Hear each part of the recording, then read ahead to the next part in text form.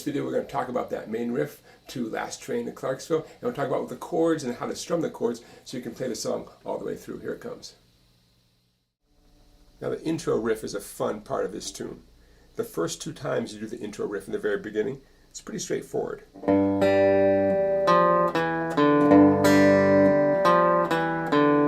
Now every other time you do that in the song, because it comes back later, we're going to employ some hybrid picking. That means we're going to get some right hand bare fingers involved.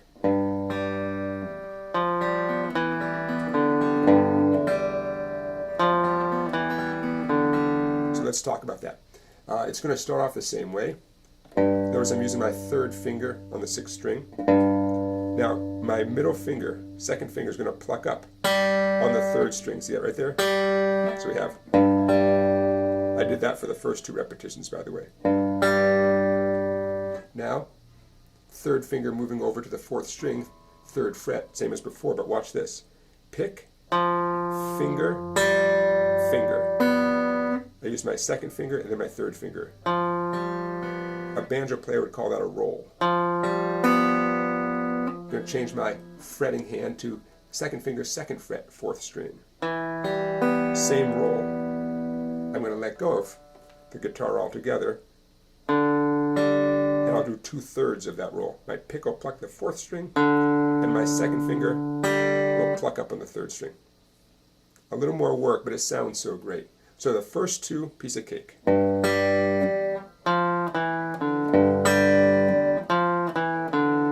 And again, I am using my second finger on the open third string. Now, every other time this riff comes up in the tune, we have that neat extra sound in there. I bet you anything the guitar player is doing it with his bare fingers with his hybrid style. Could you do it with your plain plastic pick the whole time? Sure, you could. I think this is actually the easier way to do it with a little bit of practice.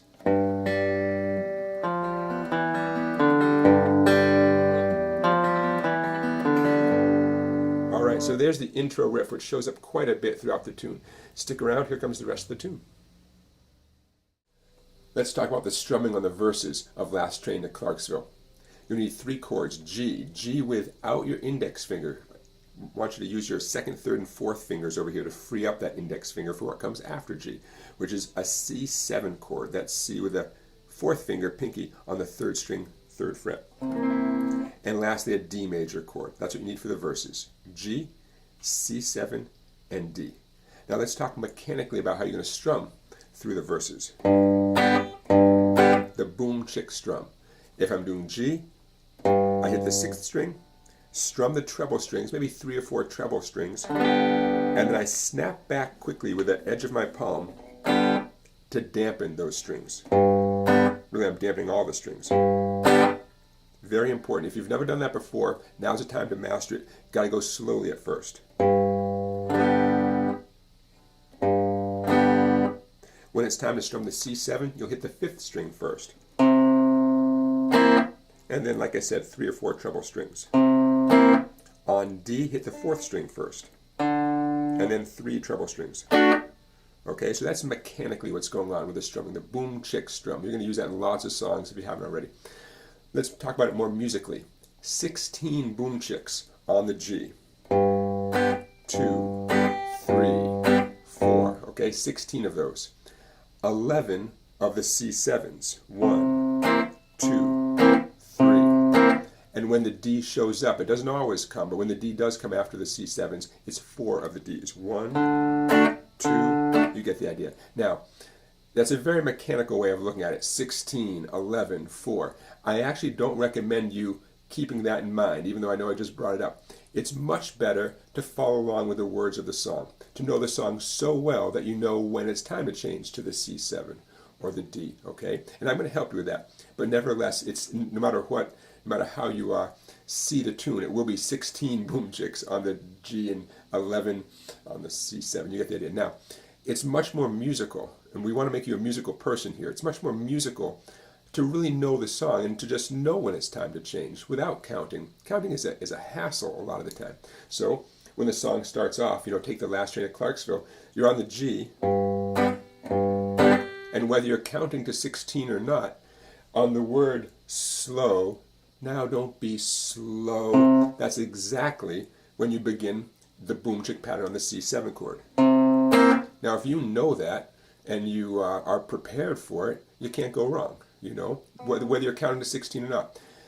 You can count 11 boom chicks on the C7, but on the word, I don't know if I'm ever going, don't is exactly when it's time to begin the D chord, the 4 boom chicks on the D chord. So I'll say it again, it's much better to really know the song inside out and to feel where the chord changes are than to simply count all the time. There's a lot that can go wrong with counting. Okay, you get the idea. No matter how you look at it, 16 boom chicks on G, 11 on C7, and when it does come up, and the D doesn't always come up, but a lot of the time it does, when it does come up, 4 boom chicks on the D. When the 11 C7s finish on the 11th one,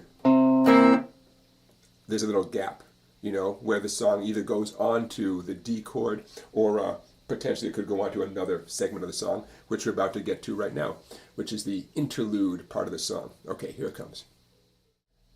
The next part I want to show you is the interlude part of the song. It shows up at 3 different times in the song. Twice in the middle, you could say, and once it shows up as the actual outro of the tune. Now the interlude, the first time it comes in, it basically is a G chord that rings for 2 counts, followed by an F chord that rings for 2 counts.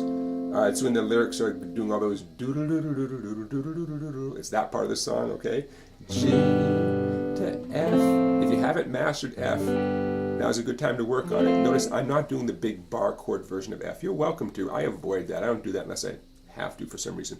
I'm doing what I would call a simple version of F. Index finger on the 2 treble strings, 1st fret. Middle finger, ring finger. And then I just strum those 4 strings. Okay? Now fortunately, the song doesn't live or die by the F chord. So even if you're not comfortable with F, you can keep watching and learn a whole lot about this tune, even if you're not quite there in the F chord yet. Okay, so the first time the interlude comes in, G to F2, G to F2. You're simply repeating those G's and F's back and forth. Technically, it's let's see, 1, 2, 3, 4. It's 4 times the first time the interlude comes in.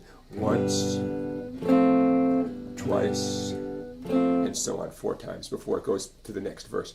Later on, when the interlude shows up towards the end of the tune, and then when it shows up as the outro, you could keep doing the G and F, and that's fine. But say you want to challenge yourself, or you're playing with a friend who's already doing the G's and F's. There's a nice little riff. There's actually layers of lead guitar in there, and I kind of pulled out this one riff that fits really nicely. And you'll hear this, but like I said, it's layers of lead guitar, and it's hard to hear exactly what's going on.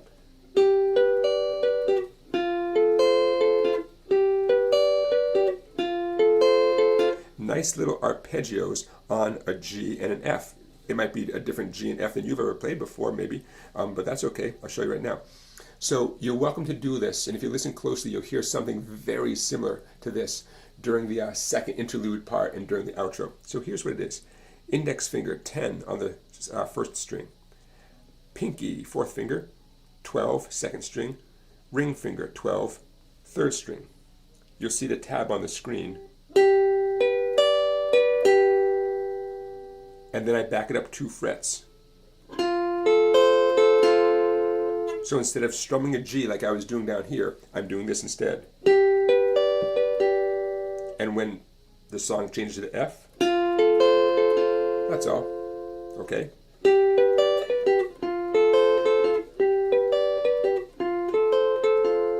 You're welcome to do that instead. All right, let's move on to putting the whole tune all the way together.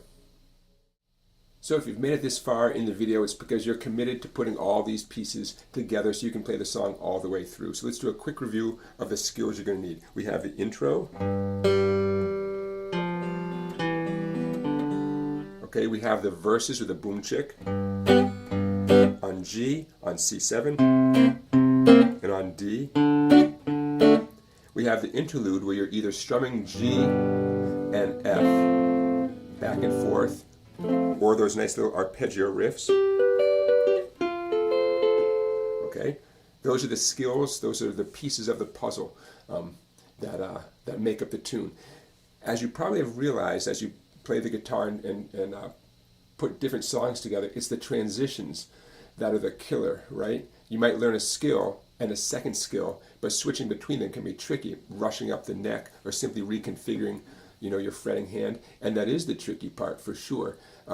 Do the best you can, decide what skills and what things you want to do and what things might be a little bit challenging, you might need more practice. Of course, you can put all this stuff together and sound great. Takes a little bit of patience, a lot of practice. Coming up now, I'm going to end this video with a shot of the structure of the tune, so you know what order this stuff goes in. And I'm going to keep it brief and simple. If you've made it this far, it's because you're about to commit to really learning the tune all the way through. So I'm not going to give you every little detail. You'll see what I mean. But I hope you stick with it and learn the song so you can add it to your repertoire. And I wish you good luck. Thanks for watching.